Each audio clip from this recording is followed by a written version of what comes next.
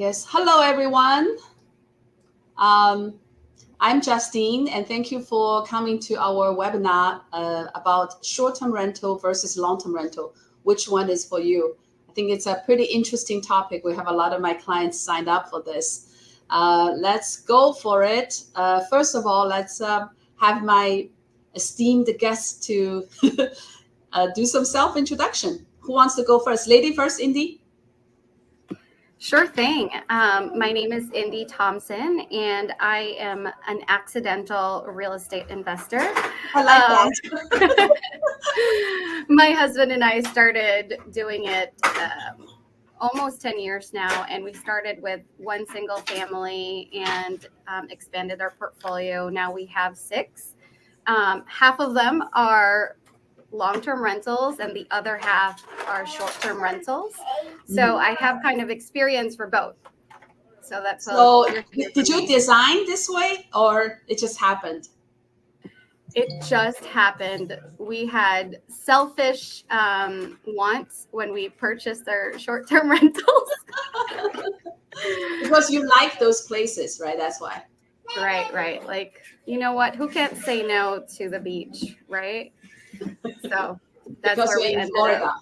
Yeah. Exactly. So, yeah. Can you tell us a little bit about where your properties are at? Mostly Florida? No? Yes. So we have one in Jacksonville, Florida, 2 in Pensacola, Florida. The other 2 are in Pensacola Beach. So they're condos. That's the really short term. And then we also have a long-term one in Virginia that I think we're going to end up selling. So we'll see where that goes.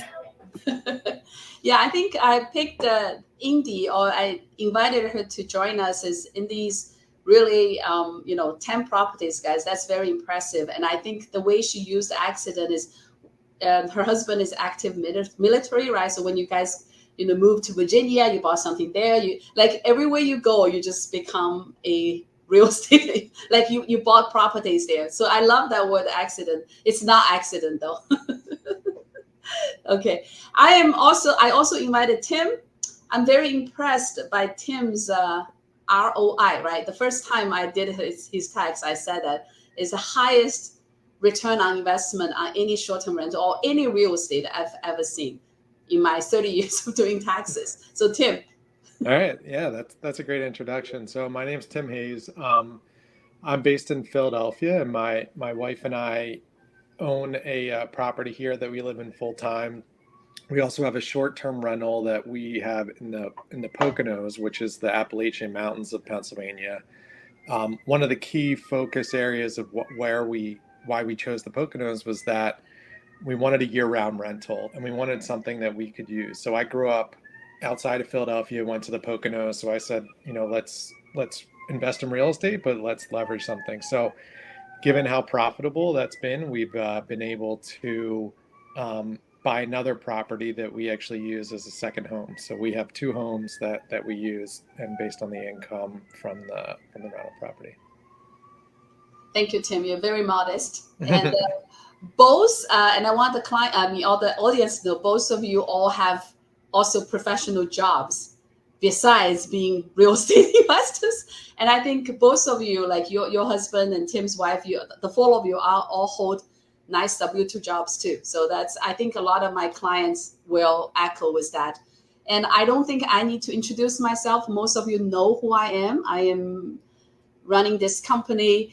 Recently, one of my clients said a sentence that I was flawed, let's say. He said, let me introduce you to Justine, who runs an organization that cares about people. I mean, this is almost like a cliche, right? Everyone says that, but I think I do. I have a team of about 25 people here. We're trying to focus on tax efficient, strategies, and also help you to execute them if we can, and for individuals and small businesses across the US. So here's my elevator speech. We do have 3 different departments, like you can see on the screen. Let's get to the meat of it. So I think short-term rental become really a buzzword is after 2008, the tax reform. No, you guys agree?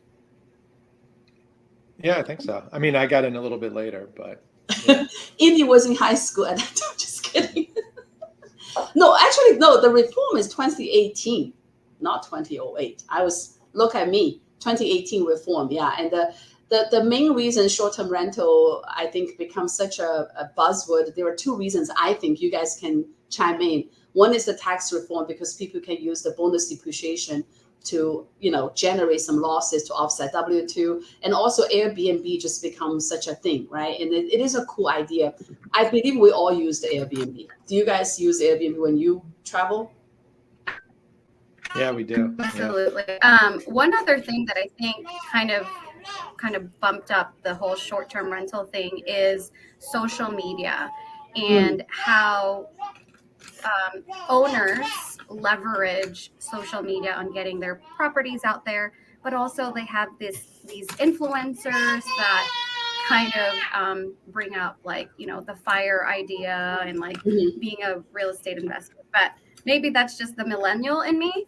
But the social media also, I think, plays a part. Yeah, and it's like a cool thing. It's almost like Uber, right? I don't know, like it's a house there I'm not using, so if someone else can share it, right? It's like the whole idea of that. And then with the tax reform, it's really becoming a buzzword. And I feel like every client asks me, like, should I do short-term rental? I have a lot of long-term rental clients for over the years. So I want to kind of really dig deep, not which is better, is let's look at the pros and cons on both sides. And I invite these two guest speakers to, speak from their experience, so my clients can learn from it, like what's best for them.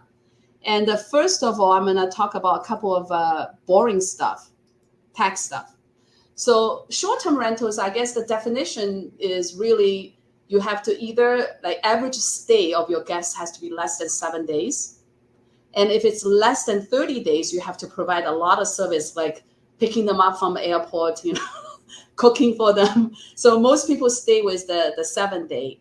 And another rule is a self-managed rule, right? You really have to manage yourself. If you hire a property manager to manage it, then you cannot take the short-term rentals loophole. People doing short-term rental, I don't know whether you guys watched there was one I did with, I forgot his name.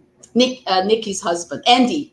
I did a webinar with Andy. Andy, they buy short-term rental every year to get most of all their doctors' W-2 is holding back, right? That's the whole gist of it. You're trying to create a lot of paper loss the first year because you're using the, accelerated depreciation through. When you do a cost segregation, you basically break down the house into 5, 7, 15-year properties. And then the rest of it can be the 27.5 or 39 years in a short-term rental, right? So when the 5, 7, and 10 years, you can just depreciate the first year, which means almost like expensing it. You will generate a huge paper loss, and that loss can offset your W-2 income. So that is the whole buzz about short-term rental, right? But even in the case that making a lot of money, in Tim's case, right, you also use the cost seg to reduce your tax burden. Yeah, it was really big. We did it last year. We did it cost segregation. It was a couple grand, and it saved me multiples of that in tax savings. So it's a shame I can't. I'm sure. I think I asked Justine, why are my taxes still high this year, and she was like, well, that was only a one-time thing. So I would have to buy another house to get that savings again. Yeah, that was my advice to you, Tim. Right. Buy another house, but you cannot just buy. Yes, buy another house. Yeah. It becomes a little bit of addiction, right? Keep buying the houses, which is good. If you buy a house a year, in 10 years, you probably can have a cash flow of a few $100,000, and then you don't have to work, right? Right. Yep, that's the goal. But knowing this group of people, I don't think will ever stop working. So the rule how people say is this: say, if I don't have to go to work, but I want to work becomes enjoyable. I think it's all a mindset thing, right? If you think you have to go so you can make a mortgage payment, you just hate the job already. But if your rental income is already paying all your expenses, say, hey, I want to contribute to the society. Okay, so on the short-term rental here, I hope I'm clear. So first of all, the rules, you have to fit into those rules to use the paper loss. But if you can, generate that, that is a really beautiful thing, because you're going to get huge refund. If you reinvest into the real estate, then you can really keep going every single year. I think Andy and Nikki is doing this for 4 years now. Every year get, I would say, 5 figures of refund. That's amazing, right? But like, it is a game. You have to keep playing. Okay, let's also take a look of the long-term rental. So long-term rental is anything not short-term rental. People say, what about mid-term rental, right? There's a mid-term rental very popular right now, especially with the traveling nurse. But I think there is not a separate tax treatment for mid-term rental, like if you rent out for 4 months or 6 months. So the rest of us all going to be into the long-term rental, which does not fit into the short-term rental. It's still really good. I think it's really, really good, right? In the I mean, I remember that. Yeah, 3-4 years ago, we talked about you can use some of them actually to offset some of your income, right? Yeah, we have one of our long-term rentals has an ADU that has that attachment that we do midterm sort of for military members who stay, 2-3 weeks, sometimes a month or 2. Yeah. So I remember, Indy, when we did, I think at the first year I did the tax for you, were still able to write off some of the losses, right? Because your AGI is under 150, a little bit under. So you were able to capture. So long-term rental, you can also use the loss to offset the income, but your AGI has to be under 150.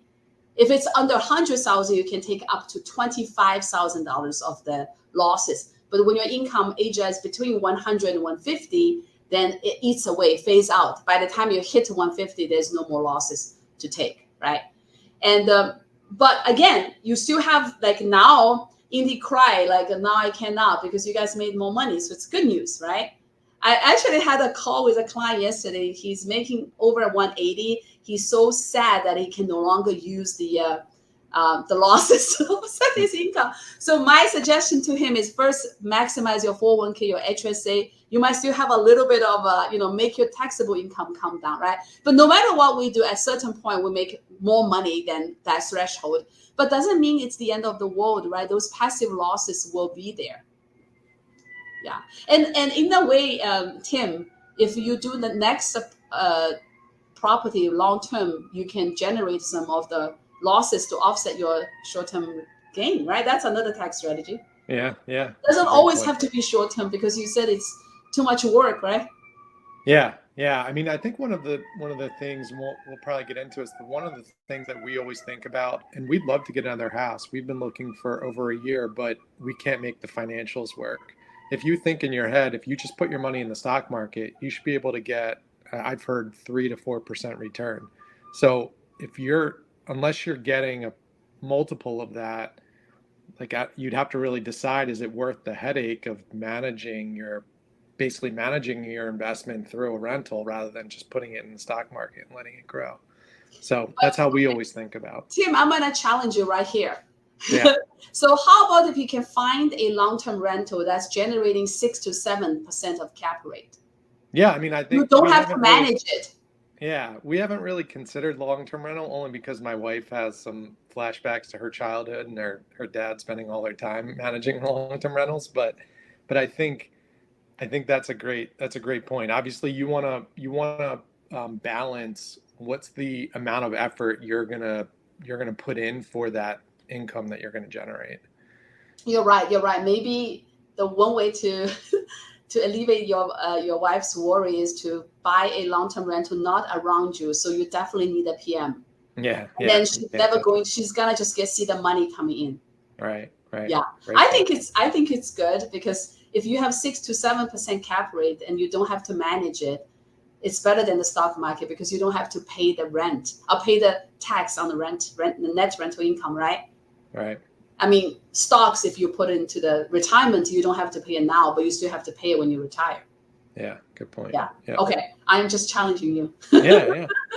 And there's another thing on the essential on long-term rental is you really don't need to self-manage, because the short-term rental you have to self-manage to capture all those benefits, right? The tax benefit, but you don't need to do that on a long-term rental. You can still do it, but you don't have to. So that's the point. Okay. I think, Indy, you manage all your properties, right? I do. And this year I tried managing other properties, long-term and short-term. And other people's properties? Are you nuts? Listen, Justine, I told you I wanted to become a real estate professional. I love that. Okay, all right. We will talk about that. Perhaps that is in another webinar, but that's cool.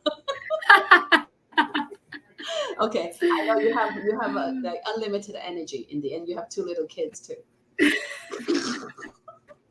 Okay.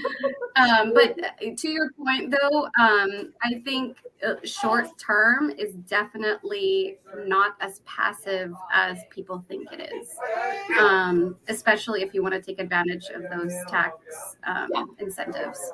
Yeah, I think all of us want more time in our hand, right? So I'm gonna share one of my other clients, one of my best clients, Paul. He was in a lot of my webinars too. He said his goal is by the time he hit 50, he wants his passive income equals his active income. And we actually did the math then. He was making about, okay, I'm not supposed to say that. But anyways, when we count this passive, we don't need to have that much passive because we don't pay tax. So we only have to make like 60% of his active income, W-2 income, to make them equal, right? And we actually made it on his 50th birthday. He's very happy. He owns quite a few cash flowing good property, Tim. Maybe I should connect you with him. Yeah, that's great. All long-term rental. He said, oh, every day I just look at app money coming in. Yeah. Okay, let's go to the next one. Next slide, there was not much on it, but I really want you guys to talk more about your experience. First, I guess, Tim, why and how did you get to such an ROI? I mean, I don't think it's accident. I don't think it's just because you're lucky you find a good location. So sure. So I'll say that we started our journey in 2019. So it was before, really everything shot up, including interest rates and housing prices. We had a very specific area in mind. We said we wanted to be within an hour and a half of our house. We wanted it to be within 30 minutes of a ski hill, and we wanted it to be in a lake community. So that really narrowed down to a couple of areas. We searched around. I think the other ace in the sleeve for us is my dad's a carpenter. So I grew up learning how to do that. And then he's also was retiring at the point that we were looking. So we bought a fixer-upper for, very, very reasonable price. We spent a year fixing it up. We were about to go out onto the market, and then COVID hit. So we actually ended up living in it for 4 or 5 months during COVID, and then went out. But I think part of it is you have to really do your research before you buy. So we use websites like AirDNA, all the rooms, to understand what is the occupancy rate and the average daily rate in that area to try to and you really want to be conservative in your estimates. Then we also we went through and figured out what our expenses will be, operating expenses. And that's by talking with people, by our own experiences. And again, try to be as conservative as possible. And I heard you mention, Justine, cap rate. We were actually using a little bit of a different metric. We called it unlevered cost on yield. And so what that means is that you take everything that you would invest in the property. So that's not only your down payment, plus your mortgage, plus any renovations that you'll do, and then divide that by the profit that you'll get on an annual basis. And our goal was 10%, anything above. So that means we should be able to make on a yearly basis the 10% profit. Or our profit should be 10% or more of that total cost that we put in. And in 10 years you will be paid back. Correct. Exactly. Okay. That's great. I've never heard that. I've never heard of it. Probably so it's everything you put in, your down payment, your renovation, your supplies, whatever you put in, that amount, and the profit annually needs to be 10%. Right. exactly. And the profit will deduct everything, even the mortgage principal payment or just the Correct. interest Yeah. payment? Everything. Yeah. Okay. All right. Mhm. Yeah. So, and we learned that we actually use a financial advisor in the Philly area who owns, I think, 100 properties in Philly. So that actually has really helped us with, like, that's her metric. We've been talking to her, and she was like, after COVID hit and everyone just started buying houses, some Mhm. people have gone below that percentage just because it's hard to get to that 10%. But so we spent a lot of research figuring out where we'd want to get to. And then the other part, I think you asked me about, like, kind of marketing or managing the property once you have it. And I think the key for us is we really look at it as a business, not as a real estate investment. And just think very similar to the restaurant industry. The customer is king. We need to make sure that the customer has a great experience, gives us a great review. In the beginning, we went through some kinks, and we ended up giving a couple refunds to basically just buy our reviews. And that was so critical, because then when people started buying houses, and a lot more a year later, we already had 50 reviews under our belt, and people knew that we were a known commodity compared to other people that are coming Wow, on. So I'd that's say, good investment, right? Those refunds. yeah, yeah. So I mean, I really, you and we always, the biggest thing, it's kind of like the do unto others principle. We always think about, if we were in this house, what would we expect, and then if that wasn't right, how would we justify, how would we expect to be treated after that? And so if you just kind of take that through your investment, I think you'll get what you put in. Even our cleaners tell us that we're more invested than other owners, and for that reason, they feel like they do a better job and alert us to stuff. And that's, I think, key as well, is taking that mindset and taking that down to everybody that works with you. That's So a really good go ahead. point, Tim. Like, two things that really stood out to me. The first one is the customer experience and how that is so crucial to any short term and long term, actually. But short term, as far as those first 5 to 15 um, reviews are so critical, because then you gain the super host credential and all that stuff. And then from there, your point about having your cleaners and having a really good team on the ground that you can call whenever. When we were in Virginia, our properties were all in, like, states away. And when something comes up, we give them a call and they're there right away. But rightfully, you want to make sure that they're compensated correctly, like giving them gifts, vacation, trips, and not trips, but free stays in the property as well, that typically they wouldn't be able to afford.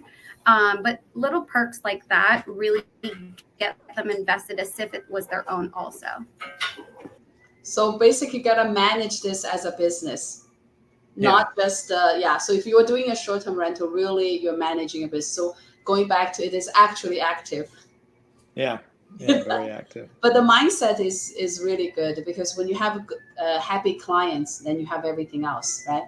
That's Yeah. kind of the source. And also, I love the way you shared, Tim, your underwriting, like the way you underwrite, and I hope, like, people can learn from that. That 10% rule is pretty cool. So you cannot just, like, now you're not buying because you are still very strict in your underwriting rules, because Yeah. you don't want to get in an investment just because I want an investment property, right? So that underwriting, I think, it's pretty cool. And also, Tim, I think the other day you shared some about the automation. That was I think that was fabulous. Yeah. I mean, because we're actively managed. Well, first of all, maybe a little bit about our journey. We started with a company that manages for you. Well, they get everybody in the door, then your team would have to do the cleaning and that kind of stuff. What we found is that they were driven by occupancy rate. So they would do whatever they needed to do to get the occupancy rate up. That means keep lowering the rates. What we found is that there's a certain threshold where we just don't feel like, if our rate's below that, it's worth the hassle of the type of guests that we might get. So we would rather have the house vacant than maybe lower to a certain percentage, hurt our brand, and maybe have something that we might regret or have to fix afterwards. So we have strict policies that we adhere to, and then because of those experiences, we decide to manage ourselves. So we use a platform that integrates across all the major. And I know Indy and I use separate platforms, but similar things. They integrate across all the different booking sites, so your calendar stays up to date. Then they integrate with other things. Like we use Remote Lock, which anytime somebody books with us, it automatically there's an API between our platform and Remote Lock and our lock itself, so that a new code is generated in our lock. It's then programmed into our lock code and it's emailed to the person, and we're not part of that at all. You don't touch it. Right, we don't touch it. So the more that you can automate things is less hands-on, and the closer you can get to being more passive. Yeah, the automation part is cool. And also, I remember you told me how your listing will always be on the top, right? That's also worth investing money in, right? Yeah, and a lot of these sites understand the algorithms of Airbnb and VRBO, and there's certain things like if your listing has a change in the wording, like sometimes that'll bump up on their search engine optimization. So it's actually made to tweak a word like every day so that it just looks like it's a change in the listing and bump it up. Well, And that's the marketing. I want to know what that is. Yeah, and it's the other thing too is we have dynamic pricing, so we use a pricing tool that constantly is looking at the market and updating our pricing, constantly. I think it refreshes every hour. And you use Price Labs? We use it might be Price Labs. Yeah, I know we had one and we switched, but yeah, there's a couple out there. But yeah, all of those integrations are really important, and I think they help you to better manage where you are in the process. And then we also go out and audit and look at our site every once in a while. We'll do a search and try to find where we are, and if we're way too far down, competitor research. Right, exactly. Wow, it's interesting. Yeah, go ahead. I was going to say the last thing is, I think for us, we found that as we start looking, when we were looking at profitability, we found that anything that was 2-bedroom or below or 5-bedroom plus were the ones that we were finding in our spreadsheet that we were using to determine profitability were more profitable. And I think that goes with, there's a lot of 3 and 4 bedrooms out there. So not that won't be profitable, but I think one of the key things is you always need to figure out how are you going to differentiate. So like our long-term rental is a 7-bedroom. We have a sauna in it. We have a hot tub. 2 years ago, we had the right electric hookup, so we put in a car charger before many people were putting them in. So just like, what could we do to put in our listing?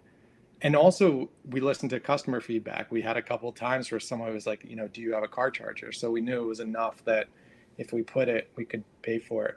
My wife rides Peloton. We bought a Peloton bike. She posted in the Peloton group that this house had a Peloton bike, and we got at least one booking from that. So that paid for the bike right there. So, yeah.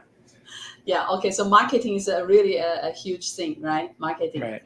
Yeah. So when you said you tweak those words, it's automatic, right? You don't have to. Yeah, the platform. Yeah, that's beautiful. Mm-hmm. Yeah. What's that platform called? I'm sure. We use a platform called OwnerRez. OwnerRez. Oh yeah. REZ.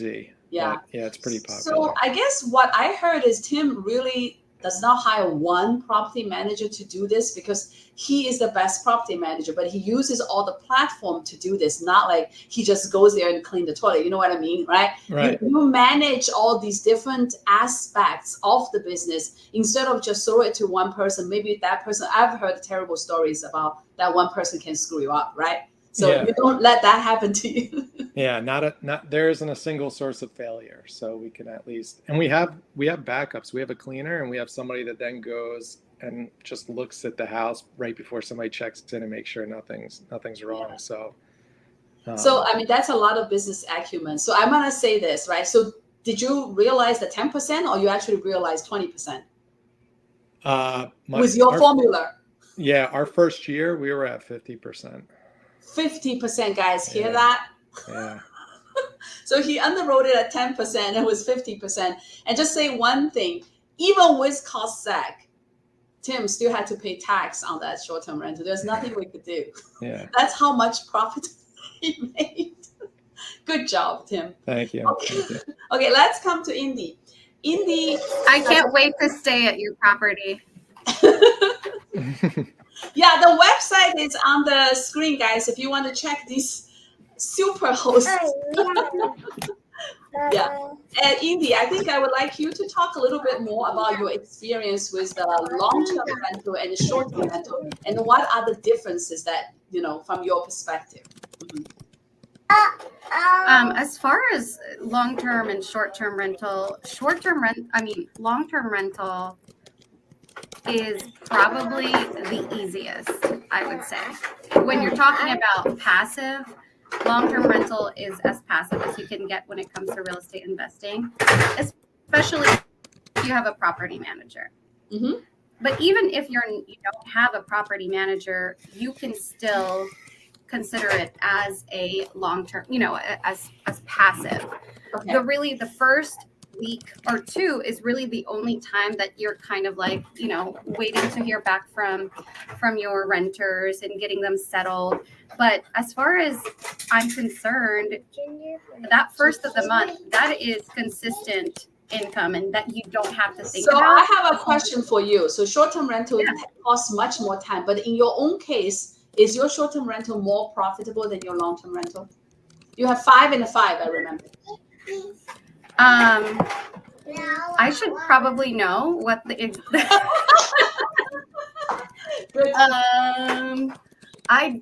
I think this is a good question. I think it's a short-term rental is definitely more profitable for sure. Yeah. I did your tax. Your short-term rental is, so with the time you spend, the short-term rental is still more profitable, right? Yeah. But the issue, I think, with you to this point with tech properties is a bit overwhelming for you, right? Yeah, and we only have 6, by the way, 3 and 3. Heck, I thought you had 10. Yeah. Well, in my dreams, maybe. Okay, maybe that's your goal. the goal, yeah. But yes, because besides that, is there anything else you want to mention about short-term and long-term? If you're picking a short-term rental, pick somewhere that you want to go and visit, because that's what makes it worth it. Okay, that's a good one. And I think both of you did that, right? Yeah. Thank you guys so much. And let's not wrapping it up. We still have another thing to discuss, more tax. So I want to put in some tax consideration for short-term rental and long-term rental. It's gonna be quick. So I don't know whether you guys are aware the bonus depreciation was, there was a bill still in the Senate to hopefully they will pass that will go back to 100%, even for 2024 and 2023. So, but it was never passed, so it's still kind of pending. But according to the tax code now, it will end in 2026. So when that ends, if it's not renewed, it's gonna hurt, the tax strategy for short-term rental, right? And like both you guys discussed, more time consuming, right? So I'm gonna mention it again, Tim. If you get another 2, then you can quit, right? Right. You're gonna focus on this instead of working Yeah. at a good corporate job. Okay. The third one, maybe not a good thing to say, but I'm still gonna say it because the IRS got a lot of funding back in 2022 from the bill. So they are doing they are doing more tax audit for people who makes more than 400,000, and especially if you have a short-term rental, a huge deduction, it's just higher risk. It does not mean you should not do it. It just means you need to be prepared. Tax audit doesn't mean you're gonna lose money, but it's just gonna waste a lot of your time. Okay, and again, it's time. And then the last one's kind of a joke, and you need to purchase a property every year to catch up with the game, to get it. But if you do that every year, like I said, after 10 years, you might not have to do it. And all your property will be cash flowing, and you can do whatever the job you want to do instead of have to do. Mm-hmm. So that's the downside of short term. And also, I want to talk a little bit of the unknown, a little bit of the unknown, not secret tax strategies, how to utilize the long-term rentals passive loss. A lot of people are upset because their losses cannot be used to offset their income. But you have a couple of things you can do. You can optimize the use of K1, which means you can invest in other things that will bring you passive income, right? So give you an example. If I have a huge loss, I have a client bought some really fancy condos in Chicago. And then, right, he has a lot of paper losses because of the HOA and the depreciation because they are very expensive. So he's a little bit upset with me, Justine, why you cannot find a way that I can use these now. So the only way really, I mean, not the only way, one of the ways is to like invest in other things that will actually generate your passive income. Like what? I'm going to use Tim's example, restaurant. If you invest in a good restaurant, you should have passive income every year because you're not working the restaurant. You're going to get a K1, maybe 50,000, 100,000 a year, and you don't have to pay tax on that. That's great, right? If I have properties generating $100,000 loss every year, and I have a restaurant that generates $100,000 income for me every year, so I don't have to pay tax on that 100,000. It's still great. And also the second one is a little bit great, not great, like it's more specific in everyone's situation, how you refine the company structure to flow your active and your passive. So I don't want to go too much, tax detail into it. But if I'm your accountant and you want to find ways, we can try to find ways to have less passive or more passive, whatever the way you want to. And the last one is when you accumulate these passive loss, it doesn't just go away. It stays with you forever until when you sell a property. And you can accumulate all your losses in all your properties. When you sell one of them, you can use all of them. You don't just use that property's specific passive losses. And that's something a lot of people don't know, but it's really helpful. So you don't always have to do 1031 exchange. I actually have clients have a few 100,000 passive losses in there. So if they sell one and generate a lot of capital gain, they don't have to do a 1031 if they don't want to. Right. So these passive losses are there. It's not just gone. So, and because maybe I'm older, because most of my clients were all long-term, rental clients from before, and I see how their retired life is wonderful. They have beautiful cash flow. I have a lady, shows an AGI of 50,000, but guess what? Her depreciation expenses were 500,000. So her actual income is 550,000. It's only paying tax on 50,000. Isn't that the dream? Right? If you all your life you do long-term slowly. Sign me up for that. I think for long-term rental, when I see the successful clients, they are very patient and they do 1031 exchanges. They leave areas, go to different areas, and every time they always do a 1031. So they make your real estate empire bigger and bigger and bigger. And when they were still working, they don't really count on the cash flow. So because when you make your portfolio bigger, right, you have more expense, you have more interest expense, you also have more depreciation expense, right? So when the time you retire, hopefully you don't have, a lot of other expenses on the building, just the depreciation and the interest, and it will eat away all your profit. I mean, the net income from the rental that you don't have to pay tax on. So it doesn't happen overnight. But I think either way, short-term or long-term, they can all be really successful in different ways, right? To add to your comment, Justine, I think long-term is definitely the long game. Mm-hmm. If you want to keep your properties as long as possible, that's how at the end of the day you'll make that profit. Yeah, you're good. But I also think if like Tim running this like a business, he already knows all the platforms. You buy the second, your third, you just replicate that story, right?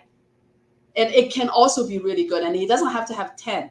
So you might need to have 10, 20 long-term rentals to generate the cash flow. But for Tim, he probably only needs 3. I really think so. You live very comfortably.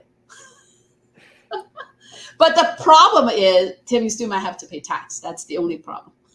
But yeah. Within these 10 long-term rentals, she probably don't have to pay tax. Okay, now we have maybe 5 to 10 minutes left. The 3 of us can open discussion about, what's better for you. I think Indy said, you have a long list of pros and cons after you discuss with your husband. Can you jump in first? Yeah. I would say, because I'm sorry if you hear my children. Oh no, don't worry about it. But I would say if because I also have a W-2 income, I lean more towards the long term because it's not as much work, especially have smaller children, right? Like, you have to think about it as like, what's your lifestyle also. But as far as like when it comes to revenue, and I would say it's short term. So it's like both is still, I still am not decided which one is which, because I like them both and we benefit from both. So you want the income from the short-term rental, but you don't have to do anything with the long-term rental. Right, exactly. Okay, so after all the pros and cons, undecided. Still undecided. I asked my husband. He goes, still don't know. So. Okay, Tim. So you're saying pros and cons between. Yeah, what I mean, your next one is gonna be long-term or short-term. Yeah. I mean, we still think short term is the way that we want to go. I think because of what you said before, it's taken us a while. I mean, it took us probably a year to really get to feeling like it's operating the way we think it should be operating. But now that we have this, hopefully we've got a scenario where we can just plug our existing system into that new property and be able to get up and running pretty quickly. I think one of the downsides is, it's the market's way more saturated. I think when we started our short-term rental, there was about maybe a couple hundred houses in our community. Now there's like 500 to 700 that are rentals. So it tripled.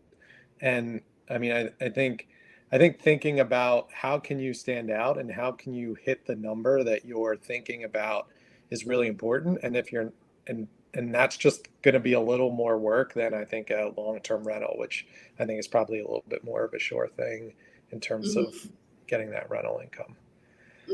Okay, good.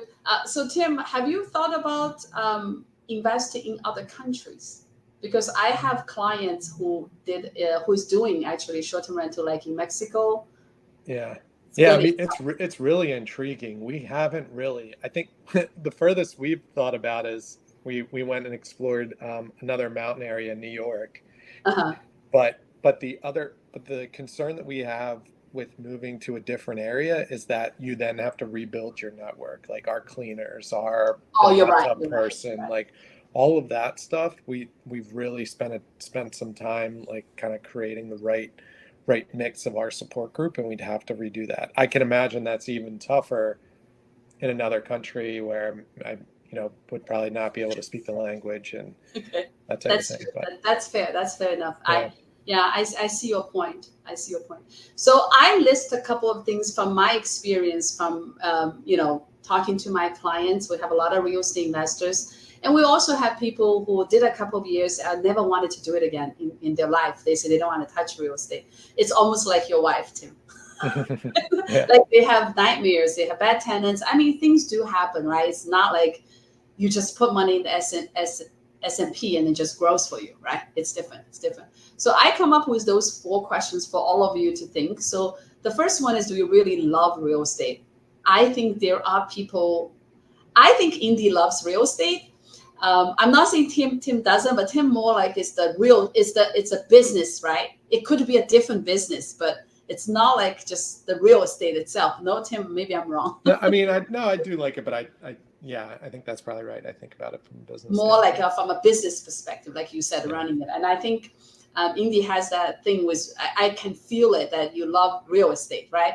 You love everything about real estate. You want to do a podcast, right? You're just like, I really do enjoy it, and like the benefits that we've gotten from it. To me, it's more of a lifestyle, and I know that's really weird to say out, but how do I take advantage of it for my lifestyle, to better my lifestyle, right? So like trips and, things like that. How can I leverage real estate that way? Mm-hmm.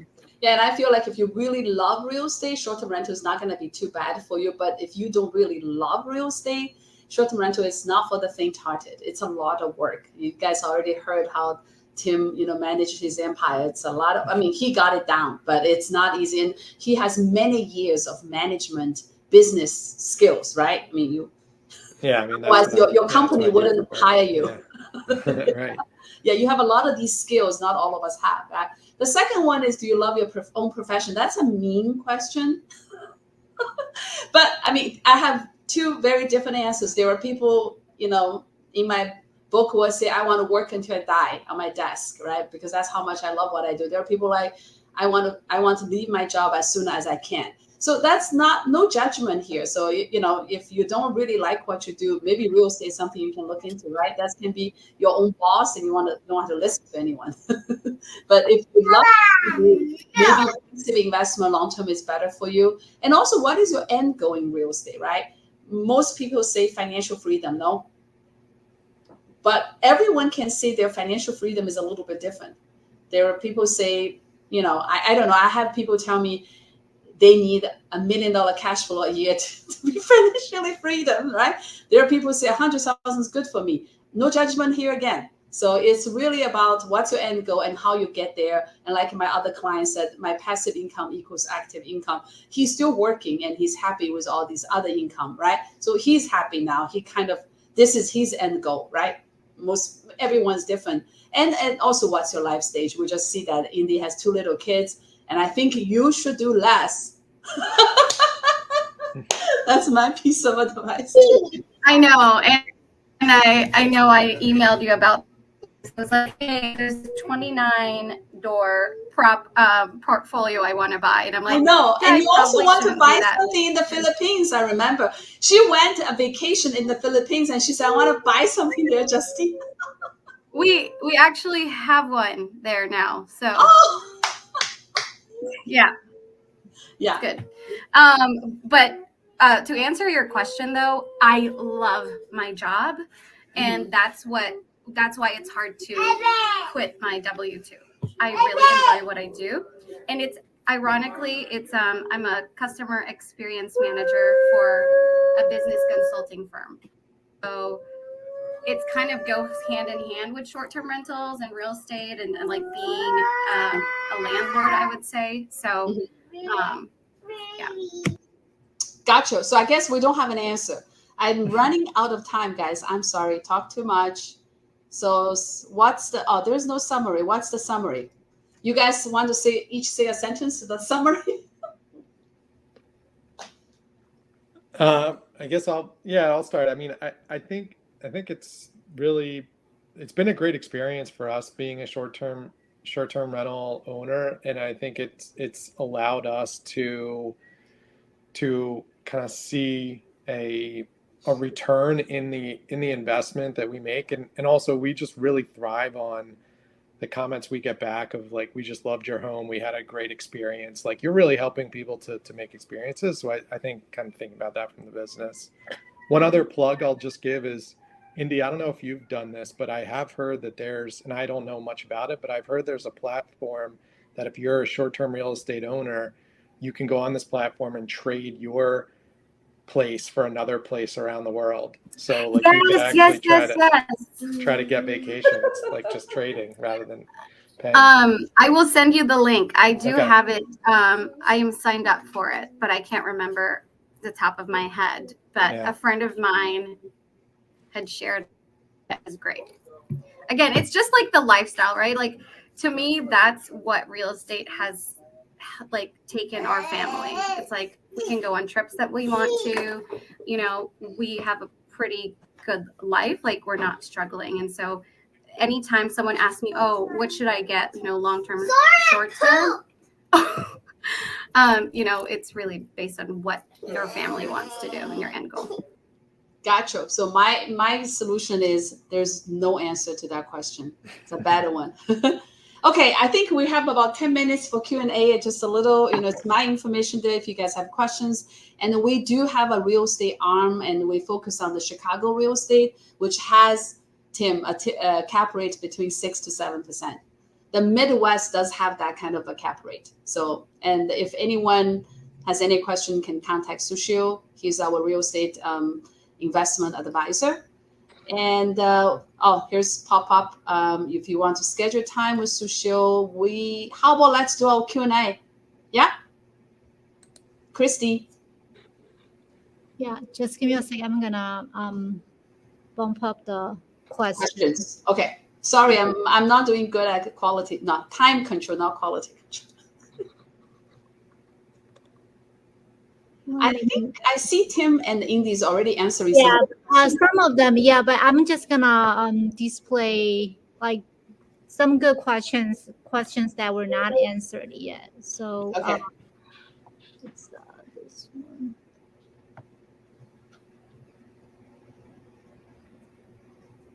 Hey, Robert, how are you? Simple example of tax savings in the year you buy the short-term rental.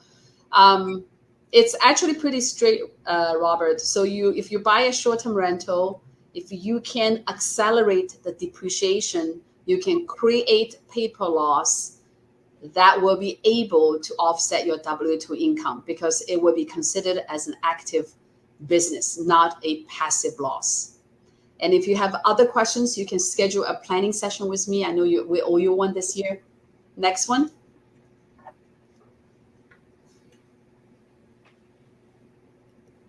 That's you guys. Yeah, I can start. So I would say it was our experience. And now I'm trying to remember. It was a really big company, national company that we used, and for some reason I'm drawing a blank on what it was.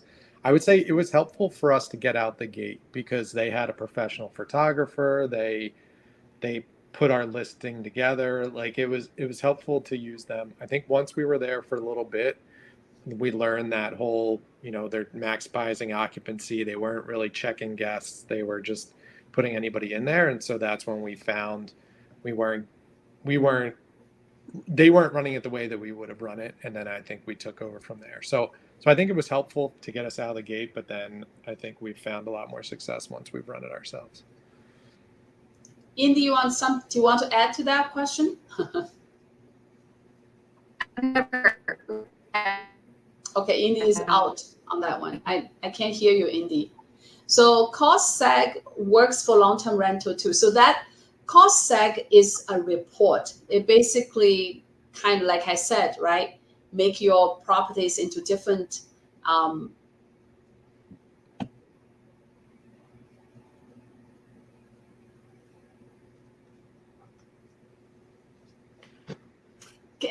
did you guys lose me for a minute? Yeah. I'm okay. back Am I back? Yeah. Okay. Yeah. So that question is cost seg and the long-term rental short-term, that's two different things. So cost seg help you to accelerate depreciation. After you accelerate that depreciation, whether that's going to help you with your tax return, it depends on your income and depends on whether it's short-term and the long-term. So this is not a question that I can say. Definitely the answer is yes in some instances. And I hated the tax question. I have to always answer this way. It's not just yes to everyone or no to everyone. It depends. Next question. So in this, I would say that STR demand is probably staying the same. And actually that website I was talking about, AirDNA, has some great statistics around, like for an area, just number of rentals, number of nights rented. But I would say in general, we're seeing that it's staying the same. And I'm comparing this to COVID. COVID, I was in an area where you couldn't fly. So people were vacationing in houses that they could drive to. I'd say now that the world's opened back up and you could fly anywhere, I think there's more places where people can have vacation, but there's also more people that I think continue to use Airbnbs. So that's why I would say it's probably stays the same, but then there's more rental properties available every day than there was the previous day. So it's more steep competition. Right, right. Competition. Yeah, So you really make yourself stand out. Exactly. And there's new places coming on that are, just brand new renovated. And that's why you got to look for, number one, your reviews will help you stand apart from others. And then number two, what amenities do you have that somebody would come to your house versus anywhere else?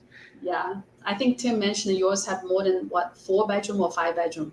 Yeah, we have 7 bedrooms. 7-bedroom, and you have hot tubs, and like your property is really unique. If someone's looking for that, yours just gonna be the only one probably. Yeah, right, right. Okay. The two, I'll put them in the chat, but the 2 websites that I've found that I use is one's called airdna.com, and then the other is alltherooms.com. Thank you so much. And you have to buy, I mean, you can see some, if you're savvy, you can play around with the map and you can then look those places up on like Google Maps and be able to find them. But in general, they require fees for depending on the amount of data that you want to have access to. Thank you.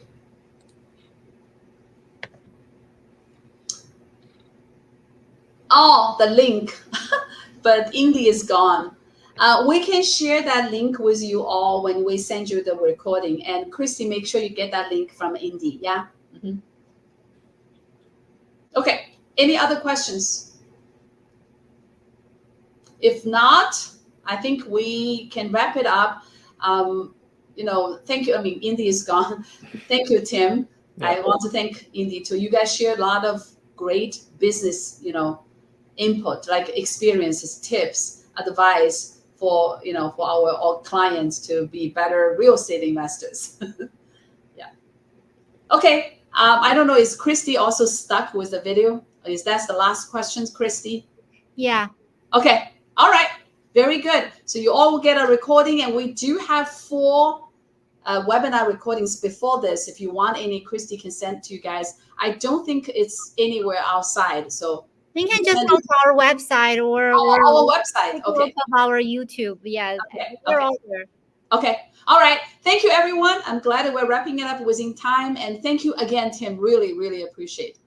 Yeah, no problem. Thank you. Okay. All right. Bye-bye now.